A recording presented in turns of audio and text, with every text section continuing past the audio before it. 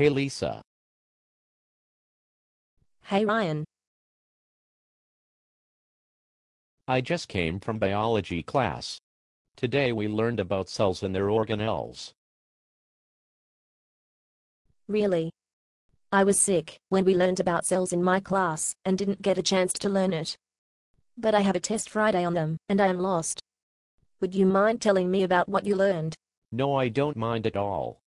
Well, the control center of both plant and animal cells is the nucleus, or the headquarters of the cell.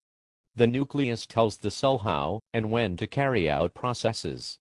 The dense, concentrated part of the middle of the nucleus contains a knot of chromatin and is called the nucleolus. It runs throughout the entire nucleus in long strands. Chromatin is DNA in the active form. The chromatin in the nucleolus is responsible for the manufacturing of ribosomes. The nucleus also has a double-layer membrane that allows RNA to come in through its pores. Okay, what's next? The endoplasmic reticulum, or ER, is a coiled organelle that is wrapped around the nucleus. It can be rough or smooth.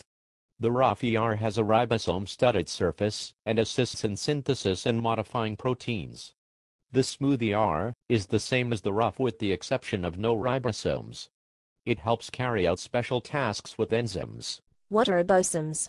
Ribosomes are very small because they are basically just one molecule of RNA. They are responsible for the assembly of proteins. You can find them either free, around the cell, or attached to the ER. Alright, what's next? Let's see. Oh, the mitochondrion is the powerhouse of the cell and is the site of respiration. Its membrane consists of two layers. The inner layer is where most aerobic respiration occurs. The inner layer's ruffles are called cristae. Cristae take in oxygen and sugar to produce the primary energy source for the cell. The fluid in the organelle is called matrix. Without mitochondria, cells would not have the energy to move, divide, or carry out any processes. So it's like the main energy source. Well, what do you call the energy it produces? We call that ATP, or adenosine triphosphate. Do cells have a specific storage place? In fact, they do. Vacuoles are large storage sacs in cells. They store water, food, and waste materials. In plant cells the vacuoles are very large, and in animal cells they are rather small. Anything else? Oh yes. Golgi bodies receive proteins from the ER. They are like the UPS stores in a cell. After receiving proteins, enzymes attach carbs and lipids to them.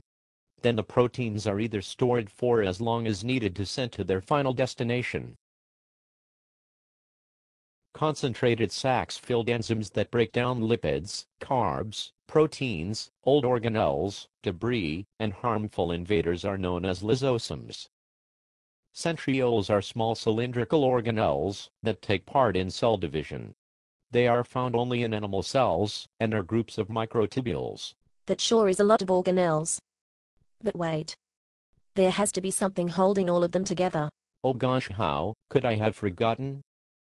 Surrounding both the plant and animal cell you can find the cell membrane. It is a double layer made of phospholipids. In this membrane, there are protein channels that allow many passageways for molecules to get in and out of the cell through passive and active transportation. The cell membrane regulates what goes in and out of the cell, or is selectively permeable, as well as protects the cell. Plant, fungi, and prokaryotic cells have an extra protective layer called the cell wall. It is the hard outer covering that is freely permeable, which gives the plant more stability and is made out of cellulose. But of course a cell can't just stay in a specific shape without any other support. That's where the cytoskeleton comes in.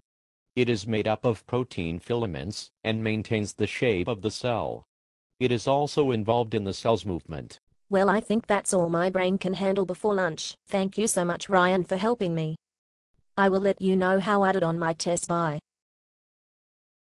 Bye, Lisa. I hope you do well.